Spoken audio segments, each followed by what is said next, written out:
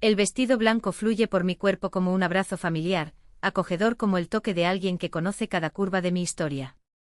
Cuando me miro al espejo no veo solo a la mujer actual, con su pelo minuciosamente peinado y su maquillaje discreto que resalta sin llamar la atención. También veo a la chica flaca del cobertizo con finas trenzas y ojos llenos de sueños más grandes que el mismo cielo. Cuánta agua ha corrido bajo ese puente, cuántos caminos se han recorrido desde entonces.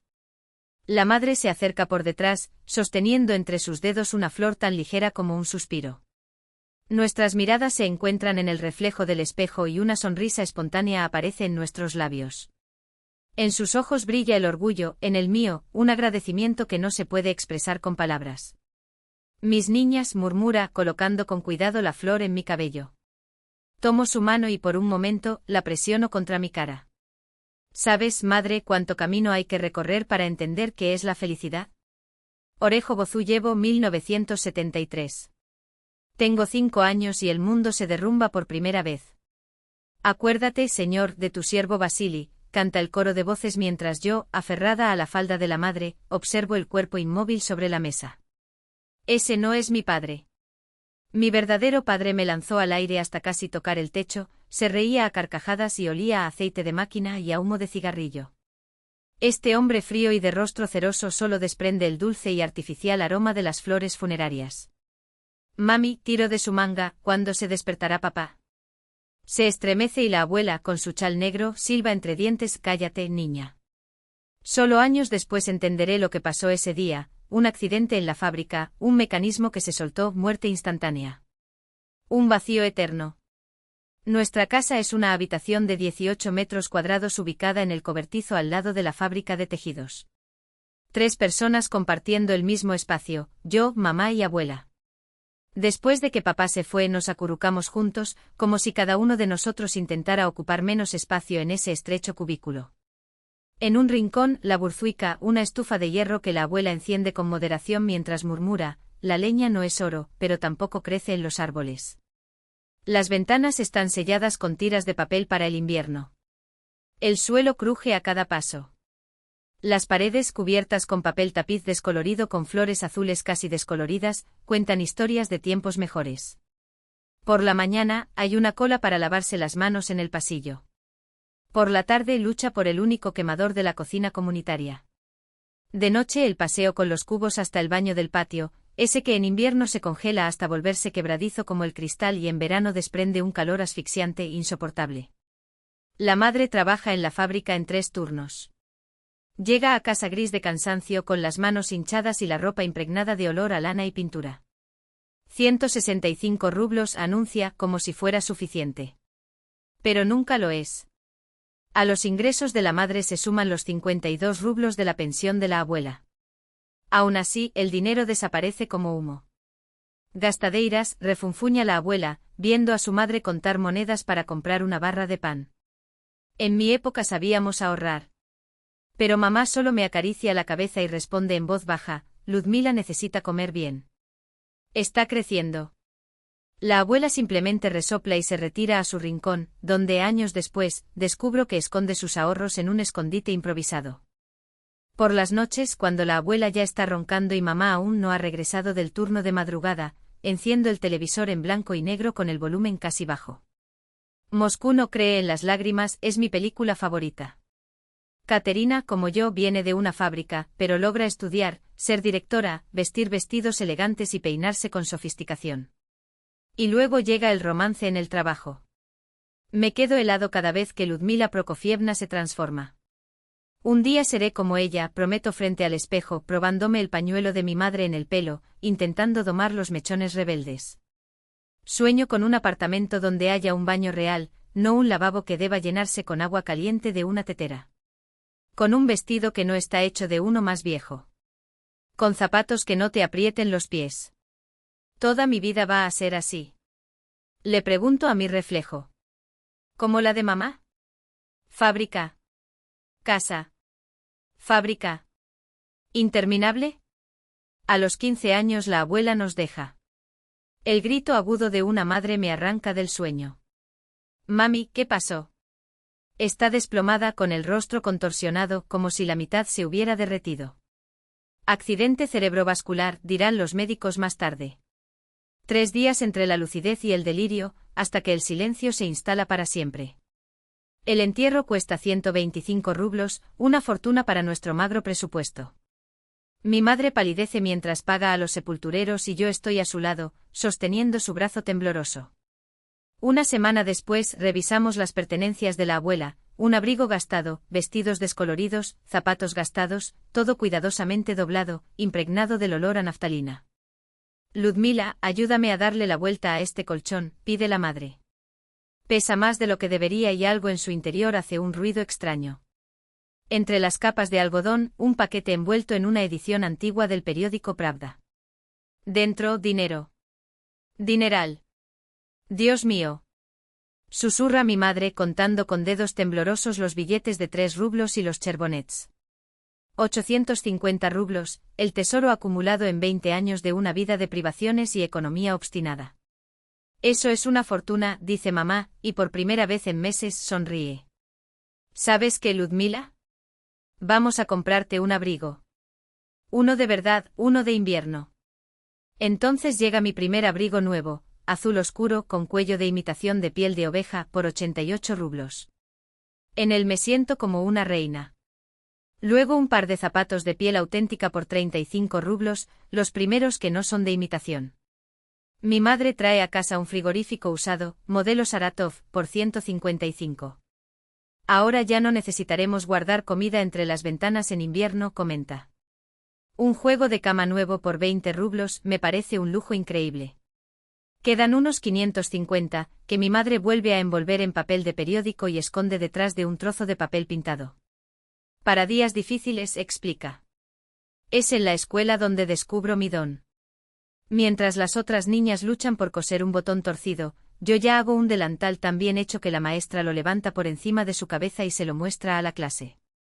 Tienes manos de oro, Kravtsova, elogia María Ivanovna. Y es verdad. Transformo los vestidos viejos de mi madre en ropa nueva para mí, los remiendo, los ajusto, les agrego detalles. Los colegas miran con envidia. Kravtsova siempre tiene algo nuevo, comentan, aunque saben que no tenemos dinero. Los chicos empiezan a notarme. Vika, de la clase de al lado, acecha después de clase y se ofrece a acompañarme.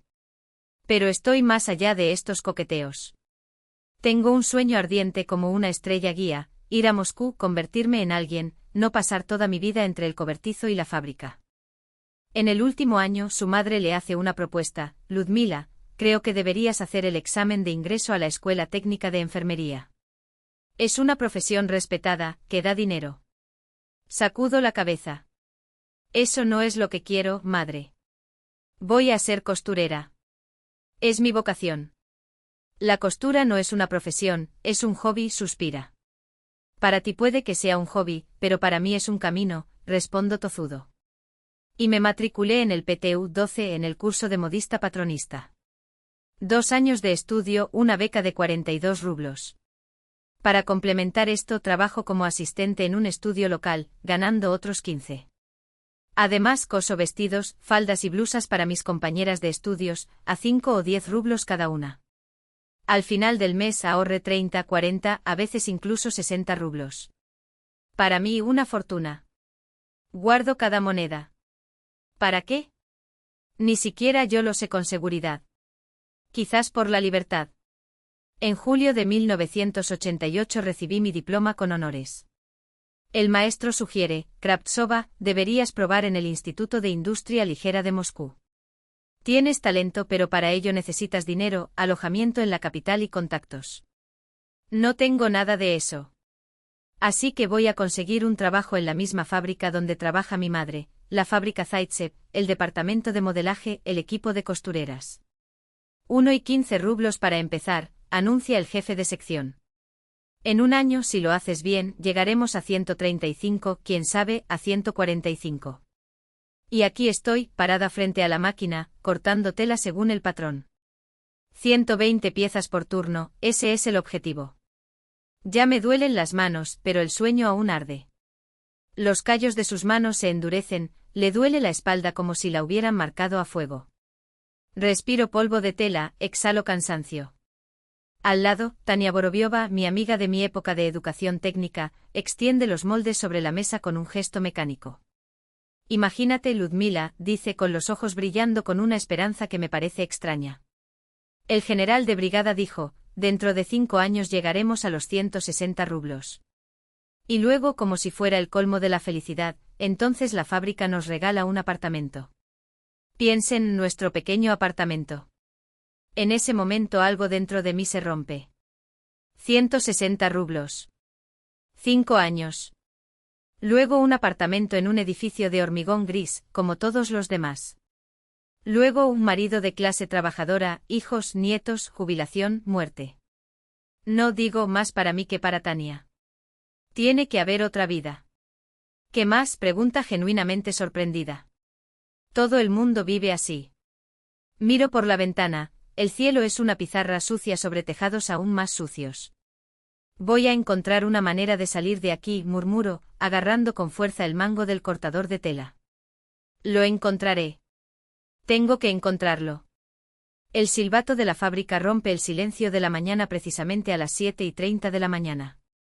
Para algunos es la llamada de atención, en mi caso, estuve despierto durante 1 hora. Lávate la cara, tómate un café rápido y corre al vestíbulo. A las 8 en punto estoy en mi asiento. El cortador de tela se encuentra en mi mano como una extensión de mi propio cuerpo. En el sector 5 el día comienza con la precisión de un reloj suizo. Antonina Ivanovna, la brigada, una mujer de pechos anchos, voz grave y mirada que hace estremecer a cualquiera, pasa entre las mesas distribuyendo tareas. Kravtsova. Hoy hay 120 espaldas de abrigo. La tela está en el tercer almacén. Los patrones con el maestro. Para el almuerzo los quiero medio listos. Asiento en silencio. Discutir con Antonina Ivanovna no es una opción. Me arremango y voy a buscar el material. Nuestro sector es un universo en sí mismo. Un mundo saturado del olor a aceite de máquina, polvo de tela y sudor.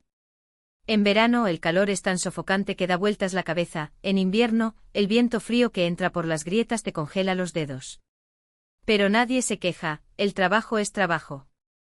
Las máquinas hacen un ruido ensordecedor que al final del turno, todavía resuena en los oídos durante 1 hora después del trabajo. Las manos se mueven solas, extienden la tela, posicionan el patrón, trazan con tiza, cortan. Repetir. Y repetir. 120 veces. En la mesa de al lado, Klavdia Petrovna, de 52 años menos 30 de ellos en esta fábrica, maneja las tijeras con la destreza de quien lleva décadas haciéndolo. Ljudka, mi ayer volvió a beber, dice sin detener el ritmo. Trajo su salario, escondió 30 rublos. Dice que perdió en el dominó, pero huele a ron a 1 kilómetro de distancia. Pongo cara de simpatía, pero mis pensamientos están muy lejos. Klavdia Petrovna no se da cuenta de mi mirada ausente y sigue hablando de su marido alcohólico, de su hijo en el ejército, de su dolor de espalda. Además, la conversación trata sobre el envasado para el invierno. Anna, del sector vecino, enseña la receta de pepinos al ajillo. Valentina insiste en que sin rábano picante no hay salazón que sea buena. En otra mesa comentan el último episodio de Escrava Isaura, que se transmite por segundo canal. Tengo 20 años y me siento como un extraño entre ellos. ¿De qué podría hablar? ¿Sobre los hijos que no tengo? ¿Sobre un marido que ni siquiera aparece en las pesadillas? ¿Sobre un huerto que solo existe en la casa de la abuela de mi amiga Tomka? El trabajo monótono deja mucho espacio para la reflexión. Pensamientos peligrosos.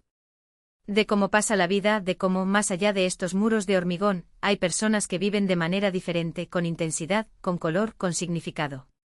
Y estoy aquí entre polvo y ruido, repitiendo días que no dejan huella, como agua sobre una piedra caliente.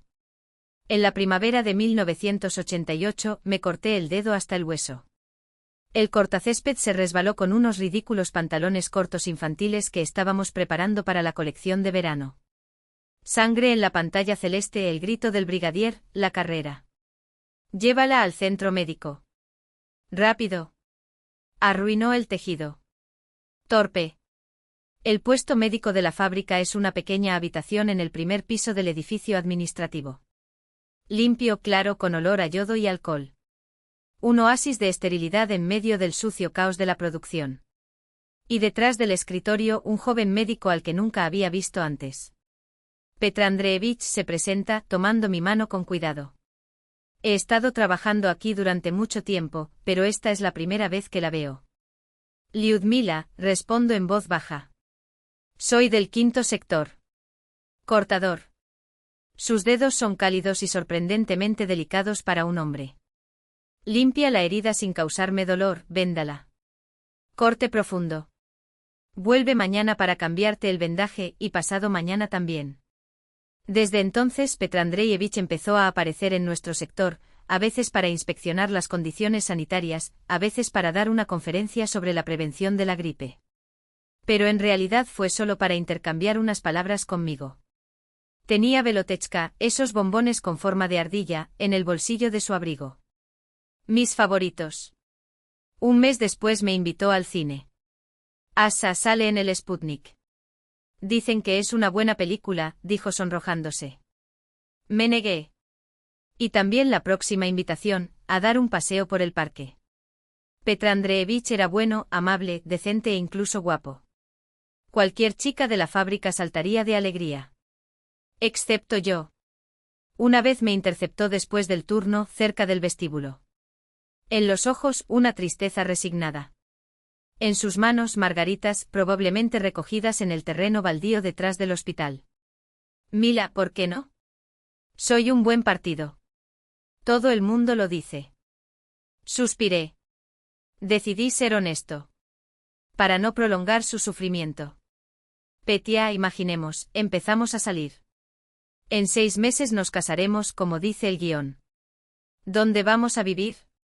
En la consulta de los médicos. 12 metros cuadrados para 2. Él asintió. Sí, al principio sería así. Luego hacemos cola para conseguir un apartamento. Está bien. ¿Y de qué vamos a vivir? Tu salario es de 145 rublos, el mío es de 120. 265 por 2. Luego vienen los niños, como sucede con todos. Asterisco. Él se encogió de hombros. Como todos los demás. En 5 años, una habitación y una cocina en un edificio de las afueras. Muebles pagados, vestidos copiados de la revista Burda. Cosiendo yo misma. Y así hasta la jubilación. Una vida de escasos cambios, de un sueldo a otro. Lo miré profundamente a los ojos. No quiero vivir como mi madre. ¿Entiendes? Petr Andreevich frunció el ceño. En los ojos, dolor. Todo el mundo vive así. Sí, confirmé. Y no quiero. Se alejó agachado, llevándose consigo las margaritas que nunca florecieron. Sentí pena por él. Pero habría sentido más lástima por los dos si nos hubiéramos hundido en esa existencia gris. A veces la honestidad es la única manera de ser amable. París. Él sonrió como si fuera la cosa más natural del mundo.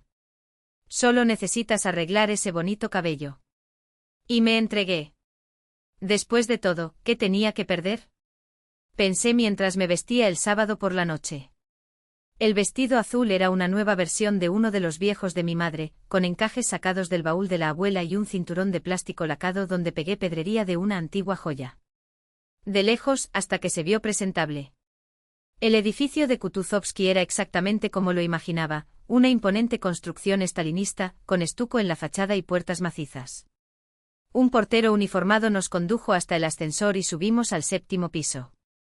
El apartamento me dejó sin aliento. 4 grandes salones con capacidad para 25 personas cómodamente. Techos altos, candelabros de cristal que refractaban la luz en 1000 direcciones, muebles importados, cuadros con marcos pesados. ¡Guau! Suspiró Tomka. La multitud era heterogénea, jóvenes con trajes con hombreras, chicas con vestidos llamativos y cabello despeinado, personas mayores con aires de importancia, probablemente los padres del cumpleañero. Sobre la mesa, botellas de vino francés, de esos que solo había visto en las revistas. Coñac, caviar en copas de cristal, jamón que no se encontraba en ninguna tienda de comestibles de nuestra ciudad. Mi corazón se aceleró. Miré a mi alrededor y me di cuenta, estaba vestida peor que los demás. El vestido que me pareció tan elegante en Orejo Bozuyevo no era más que una patética imitación. Los diamantes de imitación se soltaron y el encaje se volvió amarillento bajo las luces brillantes. Tomka se lanzó entre la multitud, mientras yo me apoyaba contra la pared, sin saber dónde esconderme. La música sonaba, la gente bailaba, reía, hablaba de cosas que yo no entendía, bonos, cooperativas, empresas conjuntas. El aire se volvió espeso por el humo de los cigarrillos y el perfume. Me escapé al balcón en busca de aire fresco. Moscú se extendía a mis pies, inmensa, salpicada de millones de luces. En algún lugar de ese mar resplandeciente estaba mi vida, no la que llevaba, sino la que soñaba. Ni un cobertizo, ni una fábrica, ni días grises, sino algo vibrante que me hacía sentir viva. ¿Estás aburrido? Me sobresalté. A mi lado, un joven. Cabello oscuro y rizado, postura firme, sonrisa cautivadora. Los ojos me miraron con curiosidad, sin insistencia. Un poco, confesé. Entiendo. Mira, ¿qué tal si salimos de aquí? Ya todos están borrachos, nadie se dará cuenta. Mi cuerpo se tensó. ¿A dónde? A mi casa. Solo toma un poco de té. Vivo cerca, en Patriarsie. Unos 10 minutos en taxi. ¿Vamos? Peligroso, pensé. Un extraño invitándome a un lugar desconocido. ¿Pero qué haría allí solo? Tomka ya estaba acurrucada con alguien en un rincón, ni siquiera recordaba mi existencia. Vámonos, decidí. Solo té. Y no soy ese tipo de persona, agregué como si necesitara justificarlo. Solo me trajo un amigo. Lo vi y asintió. Mi nombre es Dima. ¿Y tú? Lyudmila. Pero puedes llamarme Mila. Me ayudó a ponerme el abrigo, se despidió de 2 conocidos y me guió hasta el ascensor. Abajo llamó a un taxi. Un Moskvich amarillo con rayas blancas. Patriarsie, le dijo al conductor, deslizando con desdén un billete de 3 rublos por la ventanilla. Era la primera vez que viajaba en taxi. Asientos blandos, olor a gasolina mezclado con olor a pino. A través de las ventanas, las luces de la noche moscovita pasaban como en una película. El Patriarsie nos recibió con silencio y oscuridad. Un antiguo edificio prerrevolucionario con escalera de mármol y barandillas de hierro forjado. Apartamento 7, segundo piso. Dima abrió la puerta y me quedé paralizado en el umbral. Fue como entrar en un museo. Techos altos de estuco, arañas de cristal con colgantes que tintineaban al menor movimiento, alfombras claramente hechas a mano, cuadros con marcos dorados. Una cómoda con incrustaciones, un escritorio de madera noble con tapa abatible, un sofá con patas talladas. Vaya, me escapé. Era de mi abuelo, Dima se encogió de hombros. Ahora está en un manicomio. No creas que es cosa de élites, no. Él era quien lo quería. Dijo que estaba aburrido solo. Me ayudó a quitarme el abrigo y me llevó a la cocina, espaciosa, con estufa de gas y un refrigerador Z&L, de esos que solo soñaba tener. Voy a hacer café, anunció, sacando una turca y una lata de metal del estante. Podría ser té, dudé. Café, insistió, guiñándome un ojo. Seguramente nunca has tomado este tipo. Sacó un molinillo manual y empezó a moler los granos. El aroma era embriagador, terroso, envolvente. Me senté en la mesa cubierta con un mantel bordado y lo observé preparar la bebida con manos seguras, como si estuviera realizando un ritual. «Háblame de ti», preguntó colocando una taza humeante frente a mí. No hay mucho que contar, me encogí de hombros. Vivo en Orejo Bozuyevo. Trabajo como costurera y patronista en una fábrica textil. ¿Modista? Él estaba interesado. ¿Tú mismo haces tu ropa? Sí, puedo coser, hacer patrones, señalé el vestido. Este lo renové a partir de uno de los viejos de mi madre. Enrojecido. Sé que parece barato. No, no lo parece, negó con la cabeza. Se ve diferente. Puedes ver que sabe bien. Es solo la tela lo que no ayuda mucho. No había ninguna ironía en su voz. Esto me dio coraje. Le hablé del cobertizo donde vivíamos, de mi madre, de la fábrica y su abrumadora rutina, del deseo de escapar de ese ciclo. Dima escuchó atentamente sin interrumpir, haciendo preguntas concretas. ¿Y tú? Pregunté finalmente. ¿Qué hace? Él se rió. Estudié en Mgimo. Me echaron en el segundo año. La diplomacia es aburrida, Mila, no tienes idea. Ahora soy un artista libre. Negocio algunas cosas. ¿Qué tipo de cosas? Un poco de todo, respondió evasivamente.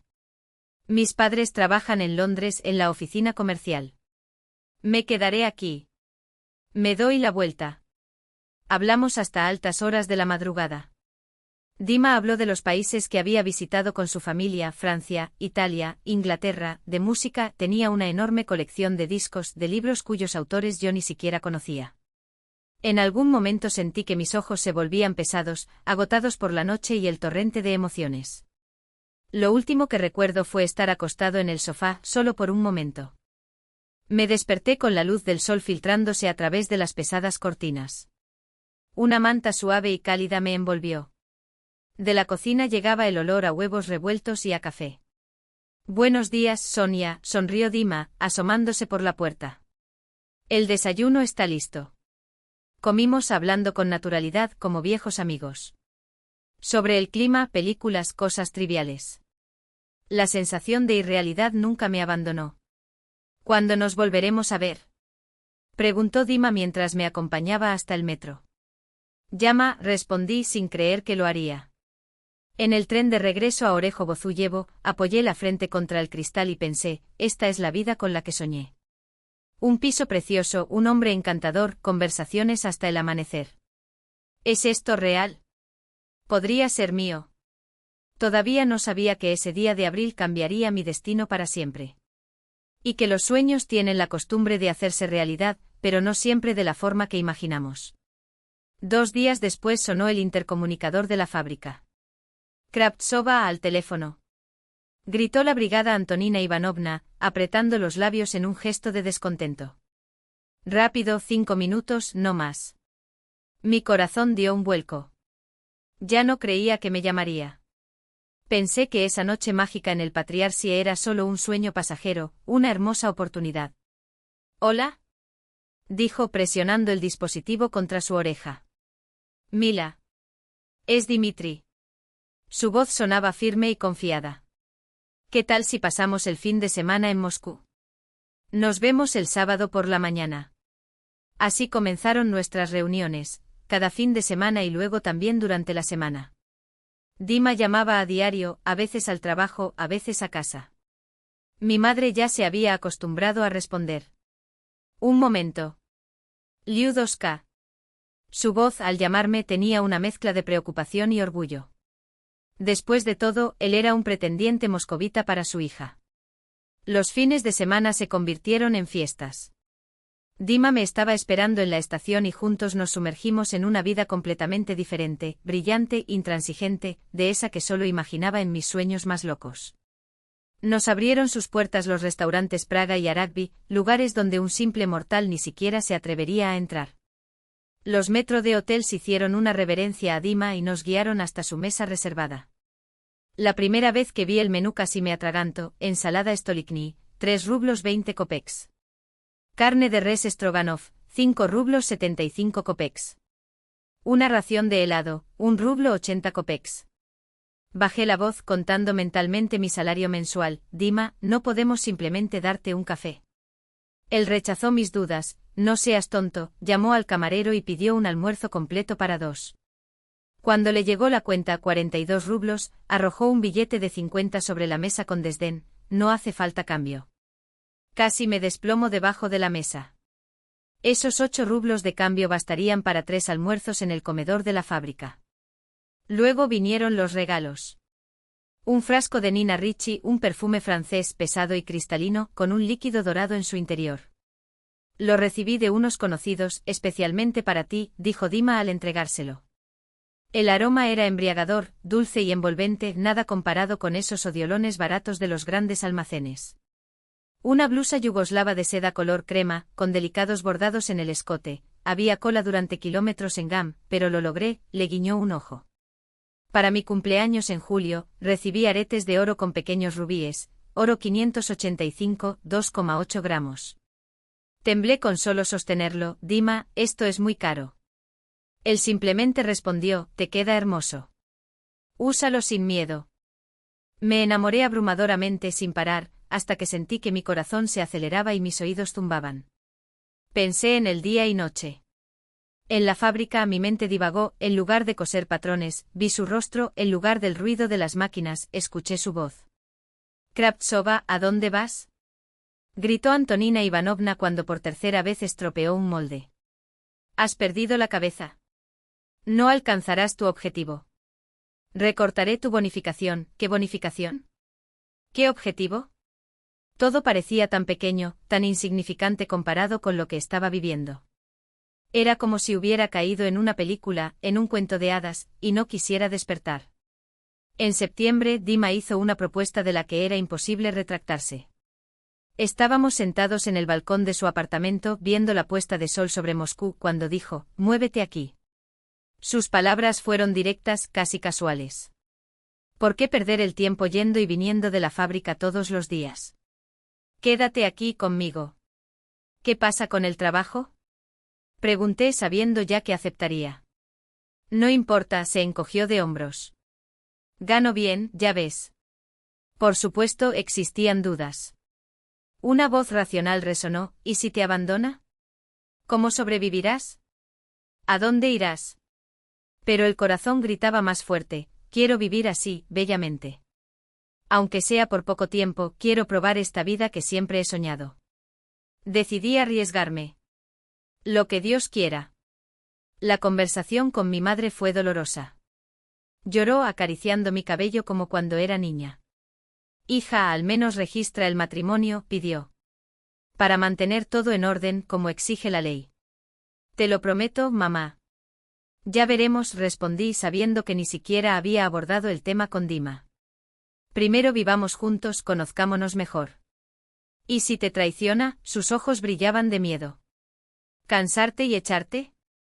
No harás trampa, dije con convicción. Él me ama.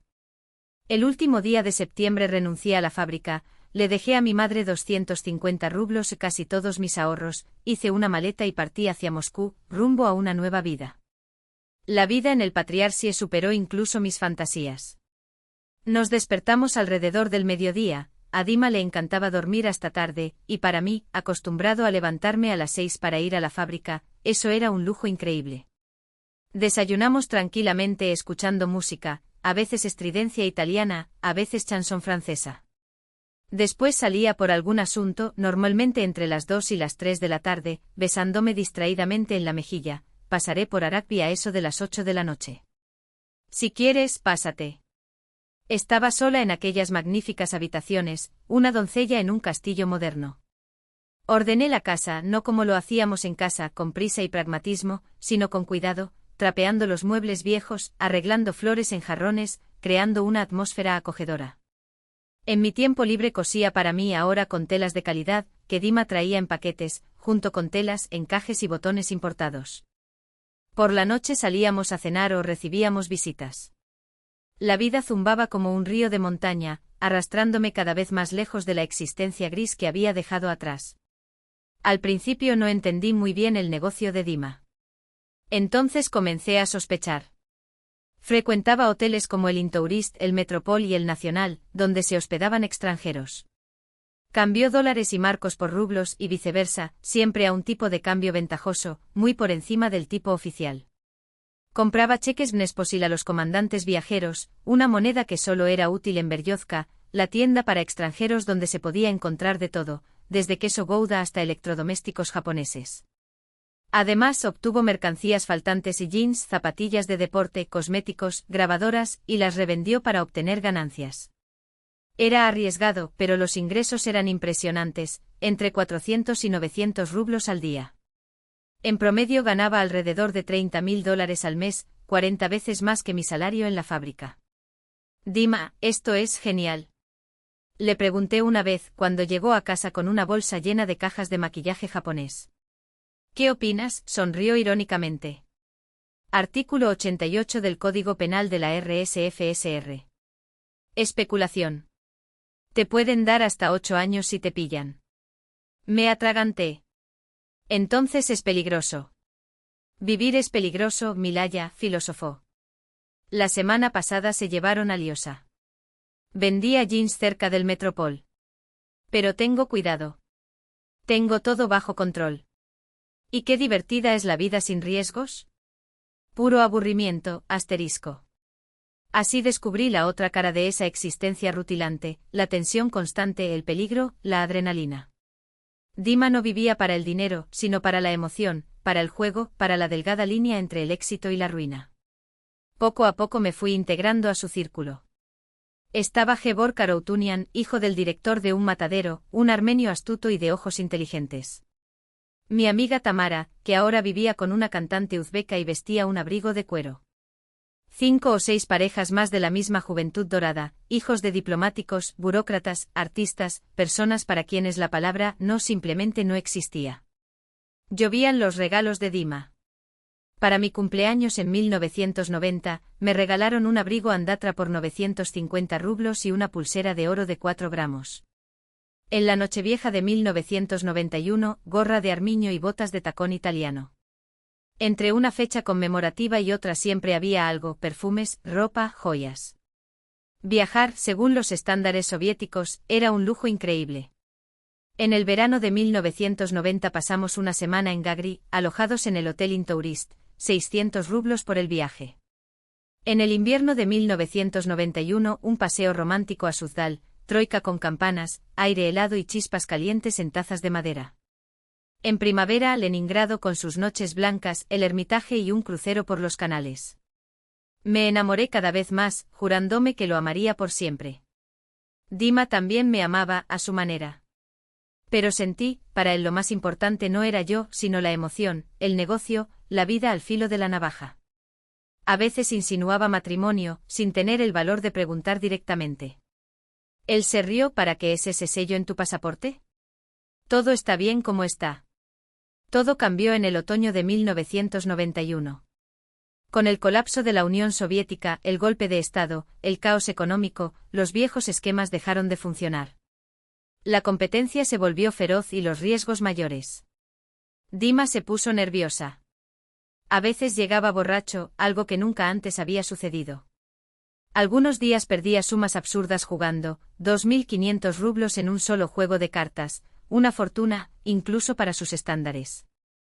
El amigo Vitia fue arrestado y sentenciado a 6 años de prisión por esquemas de intercambio ilegal. Georg, sin previo aviso, regresó a Ereván para alejarse de los problemas, como dijo en la despedida, entre vasos de vodka y risas forzadas. Fue entonces cuando el miedo empezó a apoderarse de mí. No ese miedo vago y fugaz, sino un terror concreto que le helaba las entrañas. Dima, basta, le rogué sosteniendo sus manos temblorosas.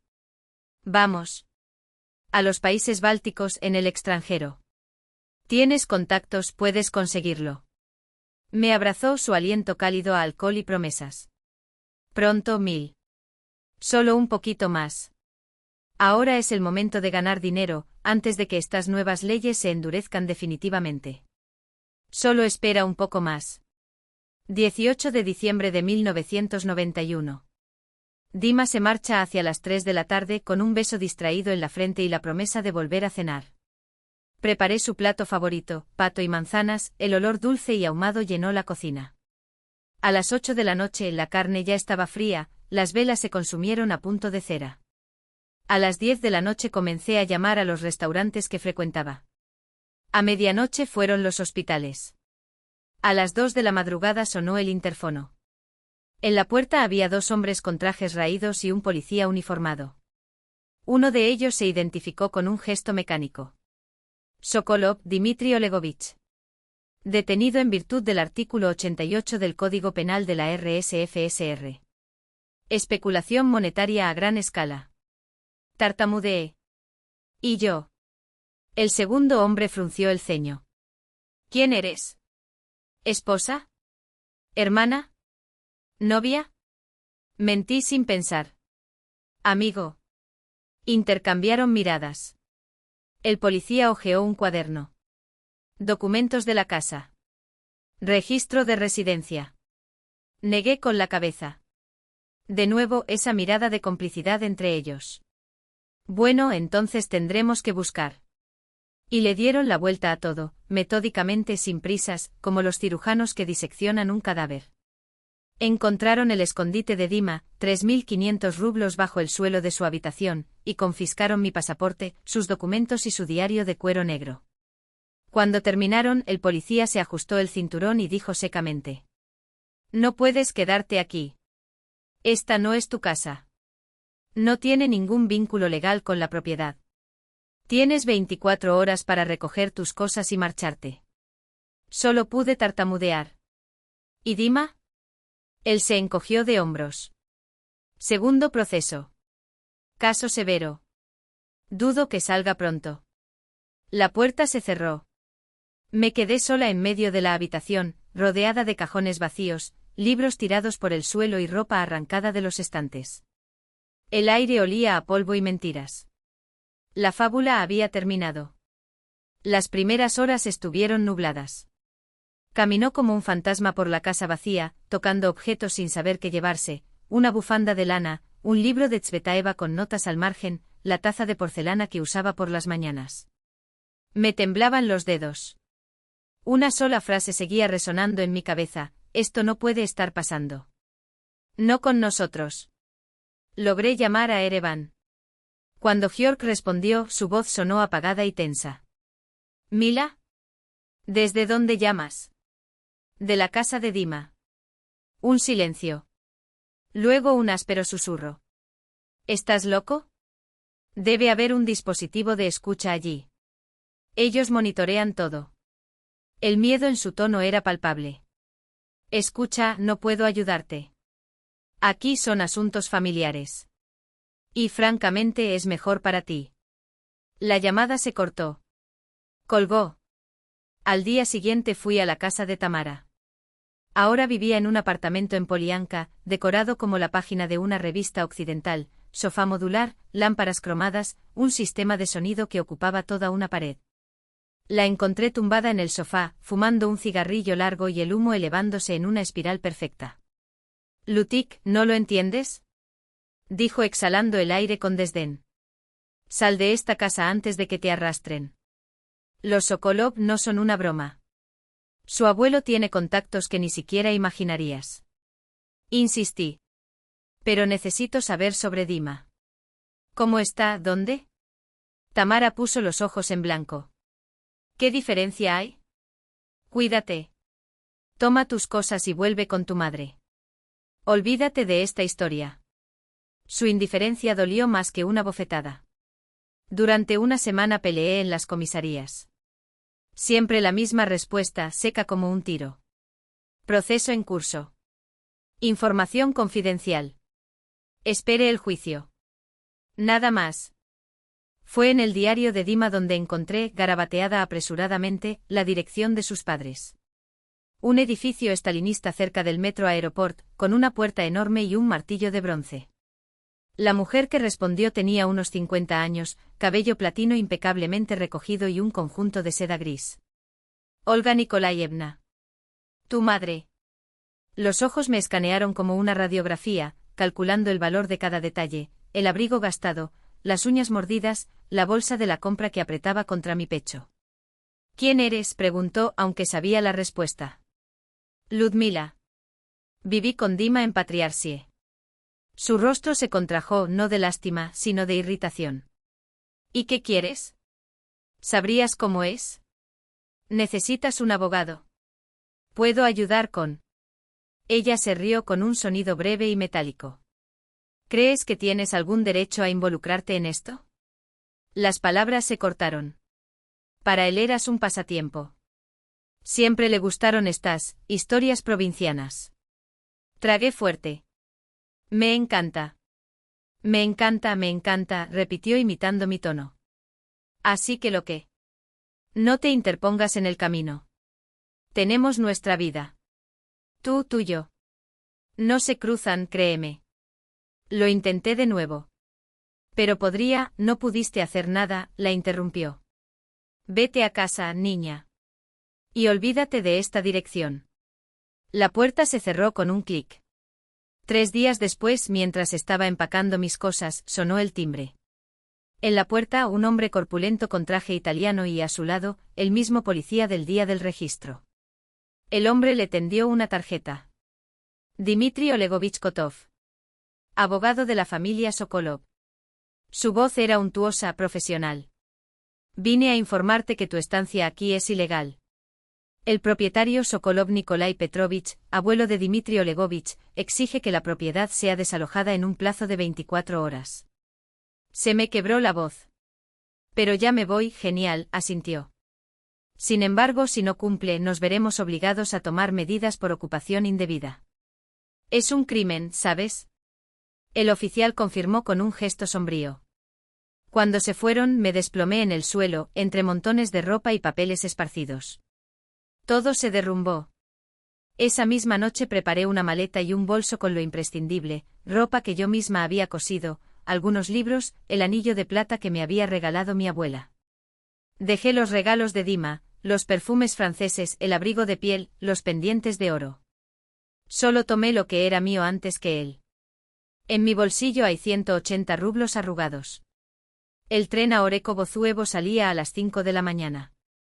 Apoyé la frente contra el frío cristal, viendo cómo las luces de Moscú se apagaban a lo lejos, como brasas de un fuego que finalmente se apaga.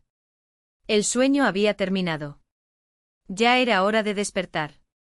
Mi madre abrió la puerta sin preguntar quién era, como si supiera que yo volvería.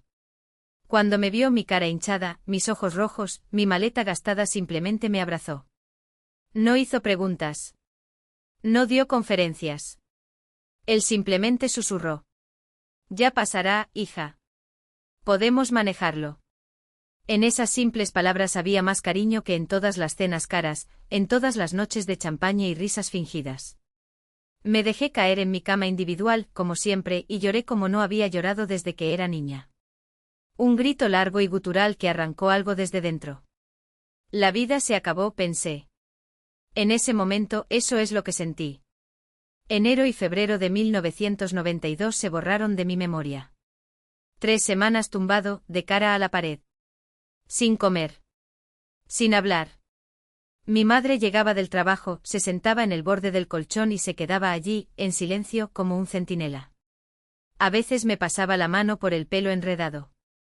No pidió explicaciones. No fue necesario que me levantara. Solo esperé. Porque ella lo sabía, algunas heridas solo sanaban cuando sangraban hasta el final. A veces sus dedos temblaban al pasar sobre mi cabeza, como si temieran que me rompiera. Lloró suavemente pensando que no podía oírlo. Trajo comida que se enfrió intacta sobre la mesita de noche. Cambió las sábanas cuando me desmayé de debilidad, mi cuerpo ya más liviano que mi alma. Todo pasará, niña mía, susurró, pero yo lo sabía, nada pasaría. La vida había perdido su significado. Una sola pregunta seguía resonando en mi cabeza: ¿por qué vivir? Todos los sueños, todas las esperanzas, todo se había hecho añicos en 1000 pedazos. A principios de febrero, mientras la nieve caía sobre las paredes blancas fuera de la ventana, aislando nuestro cobertizo del resto del mundo, mi madre llegó a casa del trabajo con los ojos brillantes. Luda, hoy fue el juicio. Del tuyo, de Dmitri. Por primera vez en semanas, me volví hacia ella. Nos lo había dicho Nina, del primer almacén. Su hermana trabajaba como secretaria en el tribunal. Le dieron 4 años. Colonia general en la región de Vladimir. 4 años. Sonó como una eternidad. Y todavía dicen, continuó mi madre, sentándose en el borde de la cama, que su madre está moviendo los hilos a través de las lentillas de su abuelo. Podrían liberarlo en 1 año y medio.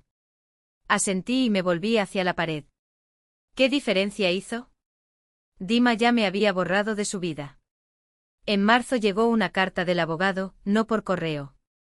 Una breve nota, escrita con esa línea apresurada que también conocía: Mila, perdóname, así pasó. No me esperes. Vive tu vida. Eres joven, hermosa, todo saldrá bien. No me culpes, olvídalo. De 7 frases. 13 palabras. Ni te amo ni volveré. Fue una despedida para quienes habían pasado página. La desesperación me invadió con renovada fuerza. ¿Cómo olvidar? Todavía lo amaba, a pesar de todo. Al dolor le siguió dolor, ardor y amargura, me había descartado como un objeto sin valor. Lo había usado y lo había tirado. Luego vino la ira. Significa que nunca amaste. Había sido solo un juguete, un pasatiempo, un cuento provinciano, como había dicho su madre. Y finalmente el desnudo dolor de conciencia, 2 años de mi vida tirados a la basura. 2 años que no volverían. Una mañana de abril, por primera vez en meses, me acerqué al espejo.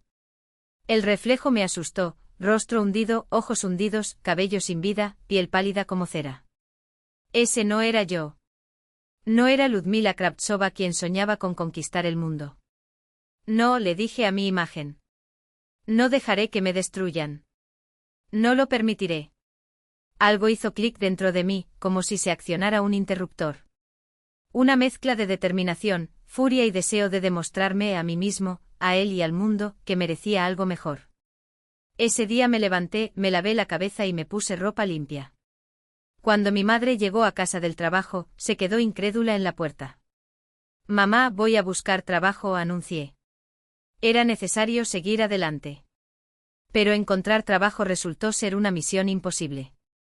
En la fábrica donde trabajaba, los recortes de personal fueron masivos, no había vacantes ni perspectivas. Moscú, que alguna vez fue tan acogedora, era ahora una fortaleza infranqueable. Nadie contrató costureras, la producción se redujo, los almacenes cerraron y hubo despidos en serie. El desaliento acechaba, pero no dejé que me dominara. El salario de mi madre y los ahorros de mi abuela, unos 320 rublos escondidos detrás del papel pintado despegado, se derretían cada día. Había que inventar algo. A principios de mayo hice un último intento, fui a Moscú y llamé a las puertas de pequeños talleres que brotaban en cada esquina. Y fue entonces cuando llegó el destino. ¿Por qué no llamarlo así? Se cruzó en mi camino. En la calle Arbat me encontré con Geborg. Salía de uno de esos cafés modernos, luciendo satisfecho y con el anillo de oro en el meñique, como siempre. Mila. Se detuvo como si no pudiera creer lo que veía. ¿Cómo estás? Normal, respondí secamente. ¿Y tú? Terminé algunos negocios en Ereván. Miró hacia abajo avergonzado. Lo siento, Mila. En aquel entonces yo también tenía miedo. Entiendes, los tiempos eran así. Sálvese quien pueda. Asentí. En parte tenía razón. ¿Y qué pasa con Dima? Pregunté forzando mi voz a sonar indiferente. Más o menos. Su madre lo arregló todo, visitas, condiciones. Dicen que lo pueden liberar en un año, año y medio. Mi corazón dio un vuelco. ¿Y tú? Preguntó sentándose a mi lado en el banco. ¿Sigues esperándolo? Me encogí de hombros. No esperes, Mila, dijo sorprendentemente serio. Consigue un trabajo decente. Empieza a vivir. Eres hermosa, todo saldrá bien. Las palabras dolieron, pero eran ciertas. Y curiosamente levantaron un peso que ni siquiera sabía que llevaba. Gracias, Dios. Sonreí por primera vez en meses. Tienes razón. Ese día, en el abarrotado coche eléctrico de camino a casa, tomé una decisión, no voy a esperar. Voy a empezar de nuevo. Desde cero. El dolor no había desaparecido, simplemente se había alojado en algún rincón profundo, pero la determinación era más fuerte. Más fuerte que el miedo, que la duda, que todo. Respiré profundamente por primera vez en mucho tiempo. Solté a Dima. Dejo atrás el pasado. Delante solo estaba lo desconocido, pero eso ya no me asustaba. Después de todo, solo tenía 24 años. Toda la vida por delante. El sol de julio bañaba el parque Gorki con una luz dorada. Caminó sin rumbo por los bulevares, observando a los despreocupados moscovitas. Los ahorros de mi madre casi se habían acabado y yo todavía no había encontrado trabajo. Una vez más en Moscú, la ciudad que alguna vez fue mágica y ahora parecía fría y extraña. Me senté en un banco junto al lago, siguiendo a los patos que se deslizaban entre las nubes reflejadas en el agua. No me di cuenta cuando un hombre alto con un traje claro se detuvo a mi lado. Perdón por molestarte, dijo con voz profunda y ligeramente ronca. ¿Puedo sentarme? Me alejé un poco sin quitar la vista del agua. No tenía ganas de hablar. Demasiadas ideas daban vueltas en mi cabeza. Pido disculpas por mi audacia, continuó el desconocido, pero no podía dejar de decírtelo. Tienes un don poco común. Una gracia natural y un rostro extremadamente fotogénico. Me volví hacia él por primera vez y lo examiné detenidamente. 40 años, alto, esbelto, con mechones plateados en las sienes y ojos grises y atentos. Vestía con discreta elegancia, el traje era de buena calidad, probablemente importado, pero no ostentoso. ¿Quién eres? Pregunté desconfiado, listo para levantarme. Roschin, Alexei Danilovich. Extendió su mano. Soy patronista y directora creativa de una casa de moda en la calle Kuznetsky Most. Le estreché la mano, vacilante. Estoy desarrollando la colección de otoño y necesitamos urgentemente un maniquí con tu tipo de cuerpo, alto, esbelto, con facciones armoniosas y algo más. Inclinó ligeramente la cabeza, estudiándome. ¿No te gustaría probarlo? ¿Es esto alguna trampa? Pregunté directamente. Había oído demasiadas historias sobre propuestas dudosas a chicas solteras. Alexei Danilovich se echó a reír de pronto. No es una oferta de trabajo. Oficial con contrato formal y salario. ¿Cuántos años tiene? 24. Perfecto. La edad ideal. Pero no tengo formación. La formación no es imprescindible, interrumpió. Lo esencial es la apariencia, la postura. ¿Y tú? Hizo una pausa. Tienes una forma única de caminar. Te vi venir por el camino. Me quedé en silencio sin saber qué responder. Los pensamientos eran confusos. ¿Y qué tendría que hacer? Finalmente pregunté. Exposiciones de colecciones, montajes para clientes, posiblemente sesiones fotográficas para catálogos, explicó. El salario varía entre 220 y 280 rublos según la demanda. 220 rublos. Casi el doble de lo que ganaba en la fábrica. ¿Alguna vez has trabajado como modelo? No. Yo era costurera. Sus ojos brillaron, interesados. ¿Costurera? Excelente. Entonces entiendes las telas y los adornos. Eso es una ventaja. Sacó una tarjeta de presentación del bolsillo interior de su chaqueta y me la entregó. Piénsalo, dijo, pero no tardes demasiado. Vacantes como estas son raras. Contratamos una vez cada pocos años. Sostuve el grueso rectángulo de cartón entre mis dedos. Alexei Danilovich Roschin, modelista constructor, casa modelo, Puente Kuznetsky. 7 letras doradas sobre fondo blanco. Un teléfono. Necesito pensar, respondí. Por supuesto, asintió con la cabeza. Llama si lo decides, o ven directamente a la dirección y pregunta por mí. En casa le mostré la tarjeta a mi madre. ¿Maniquí? Él frunció el ceño. ¿No es peligroso, Liudochka? ¿Sabes cuántas historias circulan por ahí? Mamá, es un trabajo normal. Una institución estatal. Con licencia firmada y todo. Ella suspiró. Bueno, solo ten cuidado. No repitas los mismos errores. Durante 2 días dudé. Al tercero decidí, lo voy a intentar. No tengo nada que perder. La casa modelo estaba ubicada en el puente Kuznetsky, en una antigua mansión con columnas. Me detuve frente a las enormes puertas, sin valor para entrar. El corazón latía salvajemente. ¿Qué estoy haciendo? ¿Y si es un error? Lyudmila, escuché una voz familiar. ¿El vino? Era Alexei Danilovich, que bajaba las escaleras con una sonrisa que parecía sincera. Excelente. Entra, te lo mostraré todo. Me guió por los pasillos grandes, luminosos y de techos altos, los talleres donde trabajaban costureras y sastres, la sala de desfiles con un pequeño escenario, los camerinos con espejos del suelo al techo. Ahora te presentaré al equipo, dije, llevándome a la sala de descanso. 5 chicas, todas altas, esbeltas e impecables, levantaron la vista de sus diarios y sus tazas de té. Chicas, esta es Lyudmila, nuestra nueva maniquí, anunció Alexei. Trátala bien. Las miradas me evaluaron de arriba a abajo. Me sentía incómoda con mi vestido sencillo, que alguna vez me pareció el colmo de la elegancia. ¿De dónde eres?, preguntó una rubia alta con fríos ojos azules. ¿De qué agencia? En absoluto, respondí, tratando de mantener la voz firme. Soy costurera. Costurera, repitió, arqueando una fina ceja. ¿Y qué sabe hacer una costurera? Chicas, sean amables con la chica nueva, intervino Alexei Danilovich. Lyudmila tiene mucho talento y grandes proporciones. Creo que mejorará nuestra colección de otoño. Cuando se fue, dejándome a solas con ellos, se hizo un silencio incómodo. Bueno, quítate la ropa, ordenó la rubia. Veamos estas proporciones. Con el corazón apesadumbrado, comencé a desabotonarme el vestido. Ni siquiera la lencería, tonta, se rió. No estamos en el baño turco. Simplemente levántelo hasta la cintura para que podamos ver sus hombros y su postura. Yo obedecí. Las chicas me examinaron con miradas críticas, intercambiando complicidad.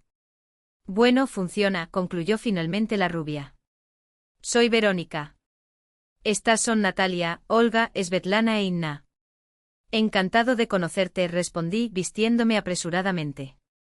¿Puedo llamarte Mila?, preguntó Verónica. ¿Cuál es tu maniquí, Mila? 44. Perfecto. Ese número exactamente faltaba. Media hora más tarde, Alexei Danilovich me llamó para la primera prueba. En el amplio salón de los espejos colgaban vestidos de noche de su nueva colección. Esto será tuyo, dijo, señalando un modelo de seda gruesa de color azul oscuro. Pruébalo, por favor. Me temblaron las manos mientras me ponía esa obra maestra. La tela fluía sobre el cuerpo como agua, acentuando la forma sin perder su elegancia. Excelente, aprobó Alexei, rodeándome. Ahora necesito enseñarte cómo comportarte. Con paciencia mostró cómo mantener la espalda recta, colocar los pies para un paso fluido y girar para que el vestido se abriera con gracia. Tienes una gracia natural, observó mientras yo repetía tus gestos. Relájate y muévete como si nadie te estuviera mirando. La primera semana pasó volando con ensayos interminables. Aprendí a desfilar, posar para los fotógrafos, mantener la postura durante horas. Me dolían los músculos, me ardían las piernas, pero no me rendí. Los maniquíes, poco a poco, fueron dejando de lado su frialdad. Vieron que no me creía mejor que ellos, trabajé duro y no competí por los mejores conjuntos. Empezaron a incluirme en las pausas para el té y a compartir consejos. No estás mal, admitió Verónica una vez, entregándome una taza. Pensé que te encontrarías a ti mismo. Roschin no suele recoger gente en la calle. ¿Por qué debería pensar eso? Pregunté sinceramente. Bueno, tiene ojo clínico. Rara vez comete errores. A mediados de agosto recibí mi primer salario, 245 rublos por un mes incompleto. Dinero honesto, ganado con un trabajo digno. Sostuve las notas y apenas pude contener las lágrimas. 150 rublos se los di a mi madre para gastos, comida y alquiler. Felicitaciones, hija, dijo suavemente con los ojos húmedos. Siempre creí en ti. Casa de Modelo se convirtió en mi segundo hogar.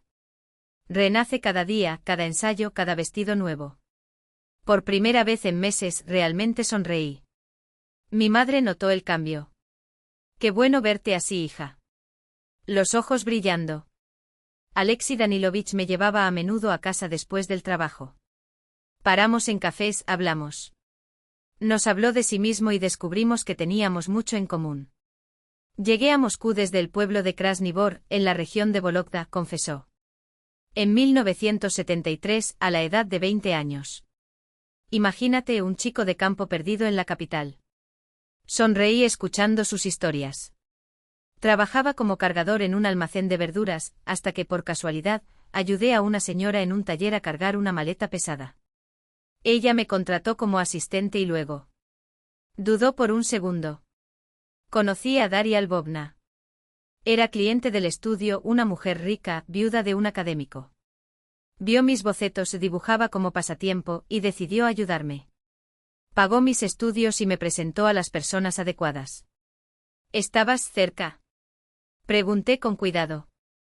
Él sonrió. Ella era 30 años mayor que yo. Más bien una madre. Murió en 1987 y me dejó un apartamento. Todavía me siento en deuda con ella.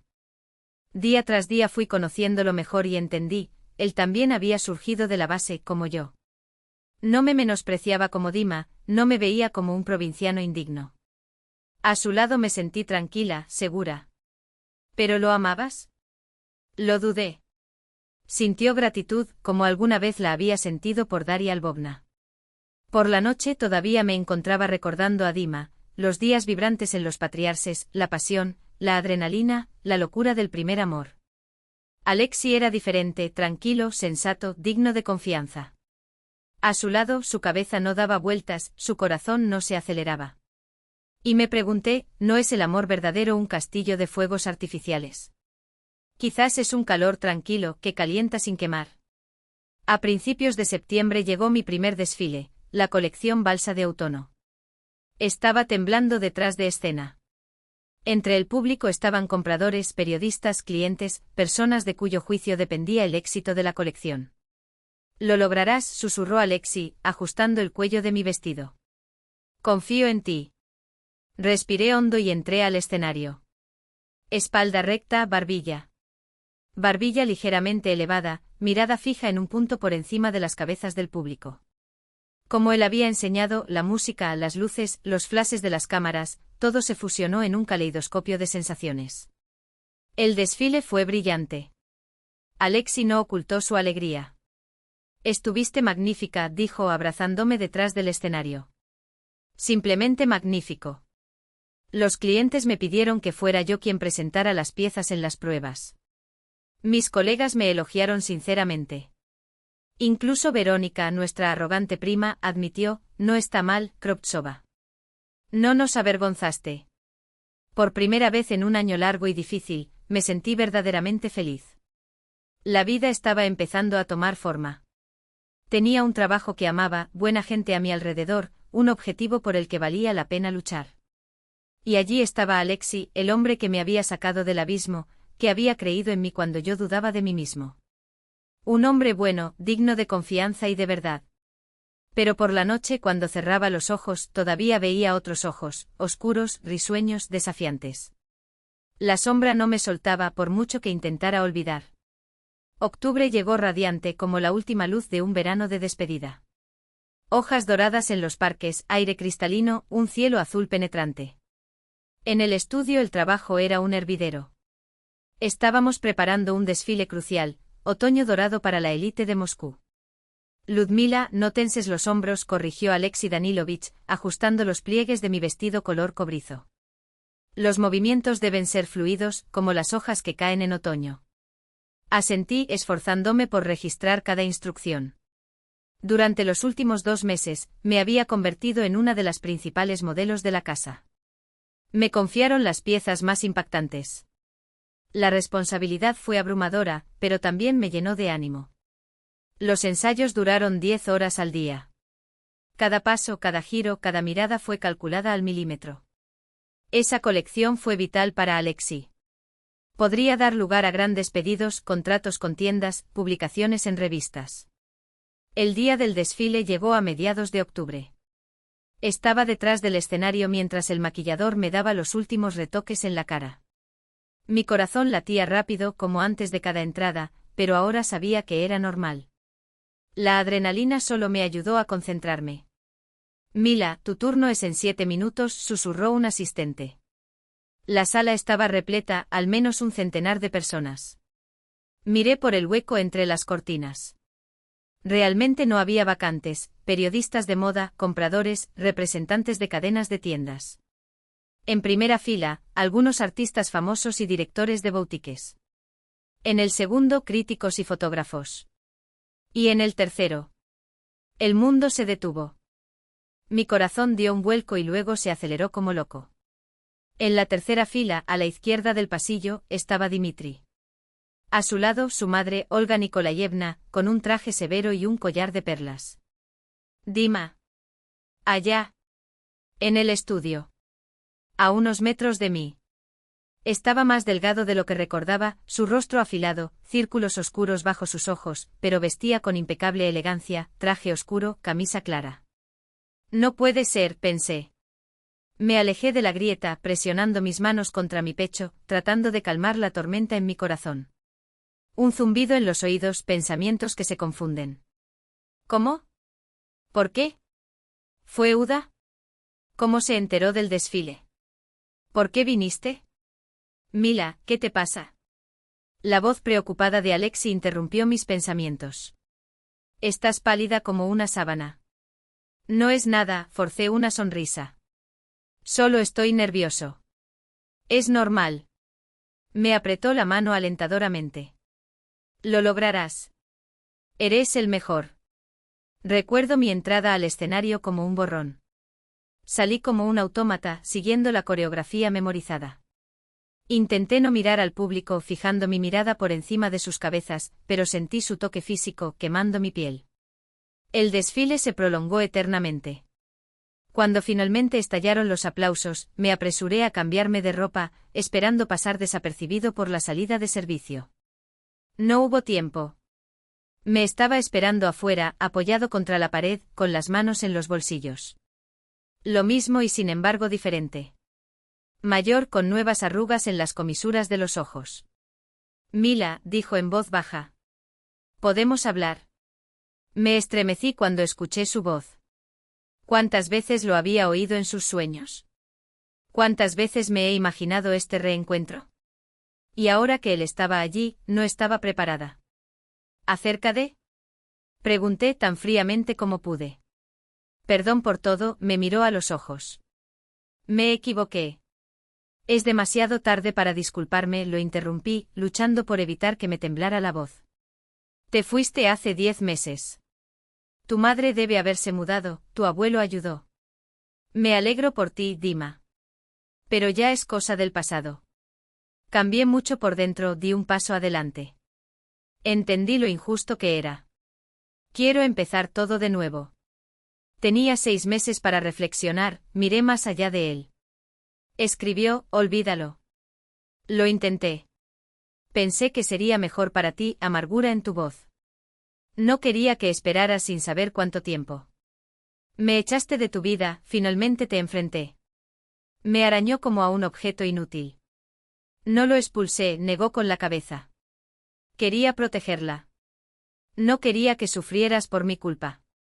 Decidiste por mí sin preguntarme qué quería. Él tomó mi mano.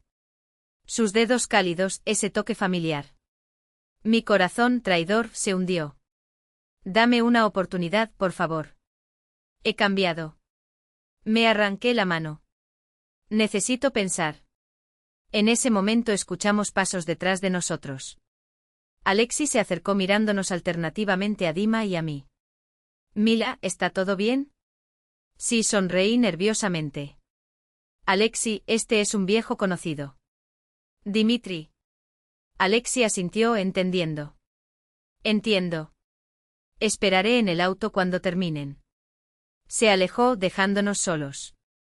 Dima lo siguió con una mirada sombría. ¿Quién es él?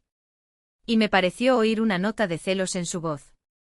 El hombre que me dio trabajo, que me ayudó cuando todo se vino abajo. ¿Estás con él? Preguntó directamente. Eso no es asunto tuyo. Dima suspiró y se pasó una mano por el pelo, un gesto que a mí ya me gustaba mucho.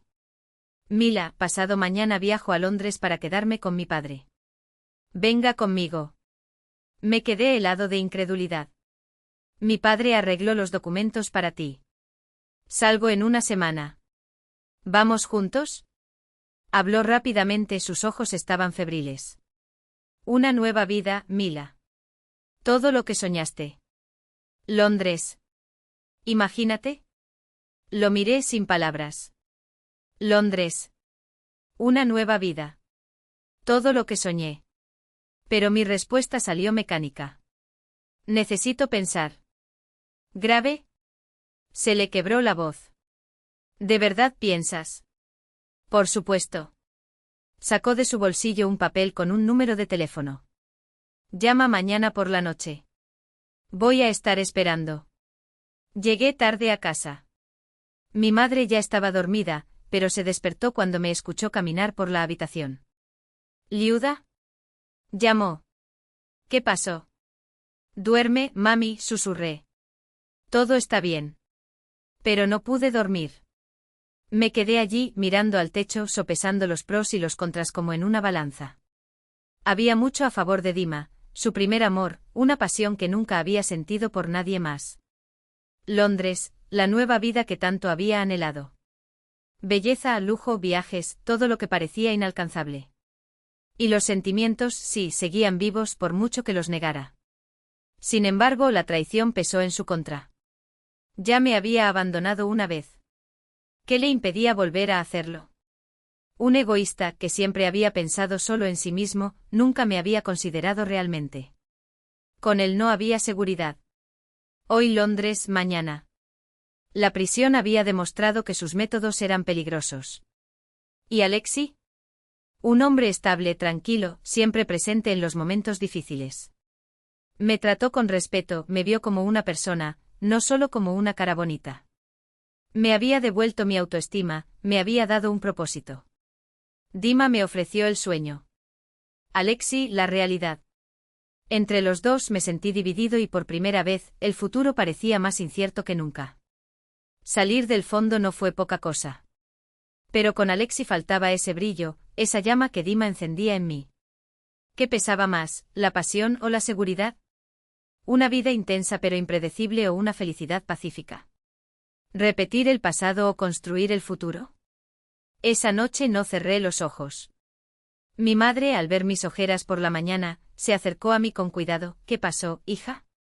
Y luego, entre lágrimas y pausas, le conté todo, el reencuentro con Dima, su propuesta de escapar a Londres, el torbellino de dudas que me desgarraba.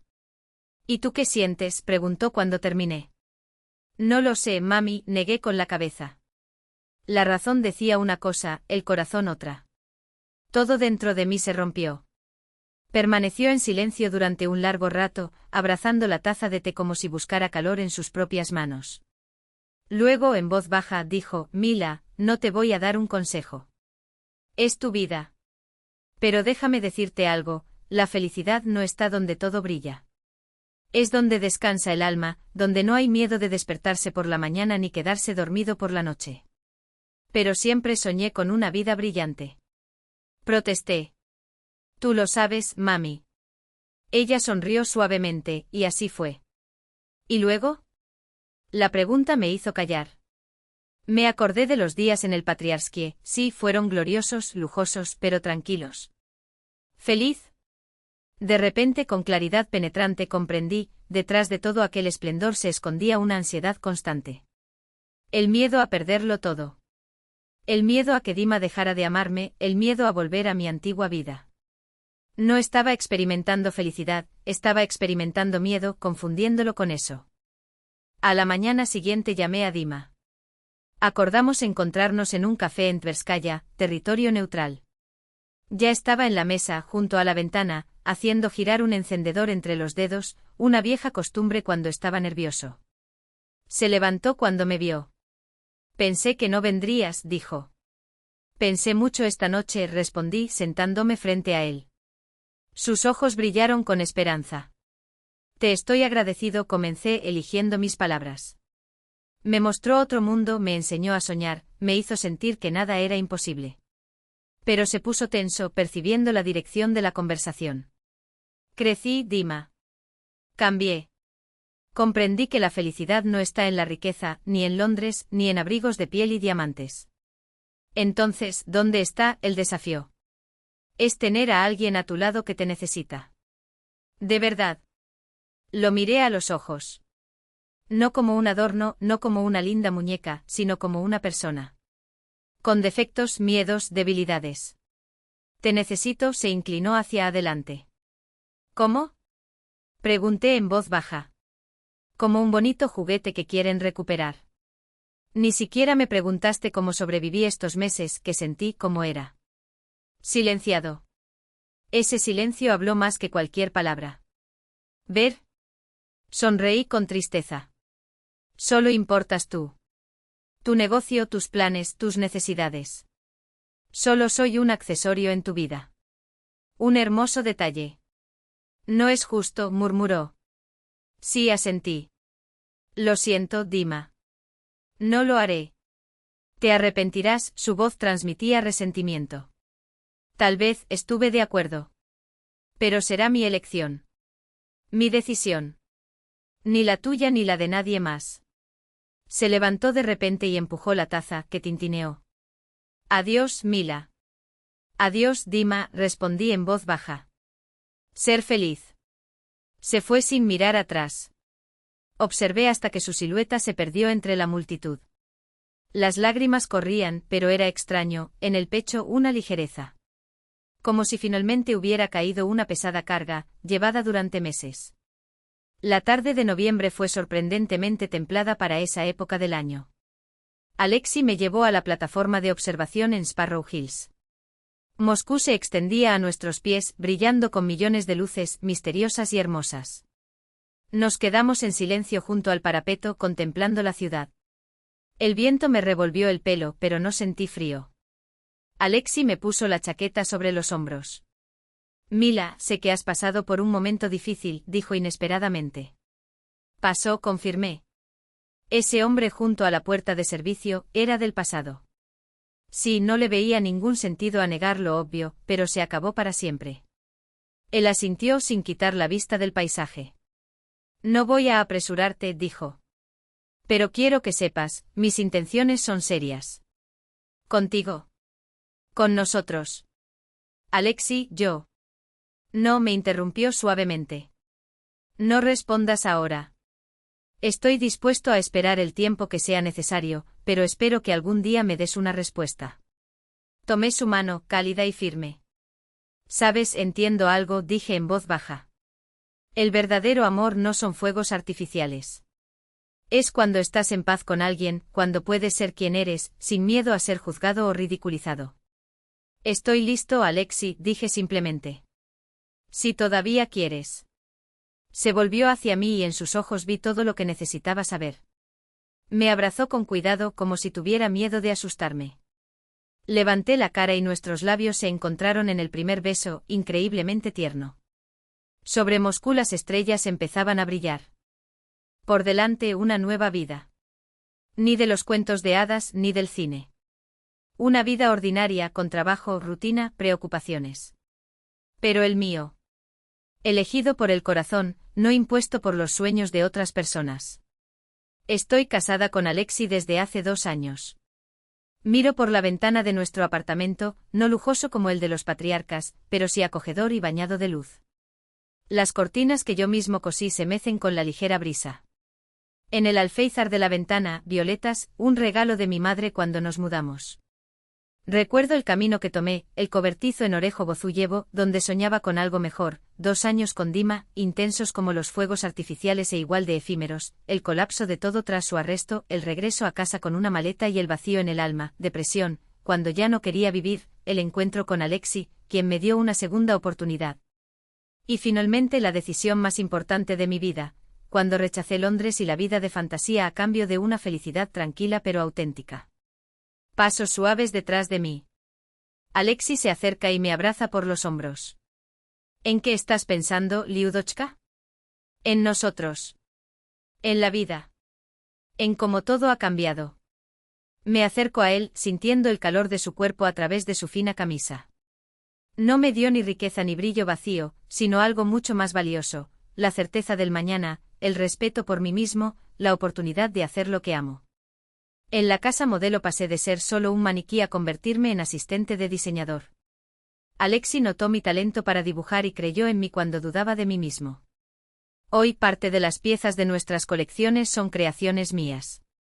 Y ayer me enteré que estoy embarazada. Aún no se lo he dicho, quiero preparar una cena especial, crear el ambiente adecuado. Sé que serás feliz. Llevamos mucho tiempo hablando de niños. A veces pienso en Dima. Llegan noticias de que en Londres las cosas le van bien. Encontró algún plan para importar productos rusos y abrió una tienda. Dicen que se casó con una inglesa de familia adinerada. Estoy feliz por él. Sin resentimiento, sin anhelo. Cumplió su papel en mi vida, me mostró otro mundo, me enseñó a soñar, pero también me ayudó a comprender que no todo lo que brilla es oro. Mamá nos visita todos los domingos. Finalmente abandonó la fábrica. Alexi y yo insistimos. Ahora ayuda en el estudio de la casa modelo, enseñando a jóvenes costureras. Las arrugas alrededor de sus ojos se suavizaron. Sus miradas, antes opacas, ganaron brillo. En el joyero de la cómoda hay una pulsera de oro, el único rastro de su vida pasada. No lo uso, pero tampoco lo he tirado. Es un recordatorio de que a veces los caminos más brillantes no son los que conducen a la verdadera felicidad. Y que al final, la paz vale más que todos los diamantes del mundo. No lo guardo para Dima, sino para esa chica ingenua que una vez fui, la que creía que la felicidad se medía por la cantidad de ceros en una etiqueta de regalo. La verdadera satisfacción, sin embargo, se reveló en cosas muy diferentes, en la libertad de ser quien soy, sin máscaras ni representaciones. En un trabajo que llena los días de propósito y plenitud. En vínculos construidos sobre el respeto mutuo, no sobre la dependencia o el miedo. En los planes que hacemos juntos, miramos hacia adelante con esperanza, no con ansiedad. En la tranquilidad de un sueño profundo, sin el sobresalto de llamar a la puerta a las 3 de la madrugada. Alexei coloca 2 tazas de té sobre la mesa. Ludmila Vasilievna, ¿qué tal si hablamos de la nueva colección? Es nuestro ritual. Los fines de semana, entre sorbos calientes, esbozamos creaciones. Cojo el álbum de bocetos, los lápices ya se deslizan sobre el papel. En la mente van tomando forma las ideas, vestidos para mujeres embarazadas, elegantes y al mismo tiempo cómodos. Quizás esta sea mi primera línea de autor. Por supuesto, Alexei Danilovich, respondo sentándome a su lado. Trabajamos hombro con hombro. Marido y mujer, socios, compañeros ideales, amigos. Próximamente padres.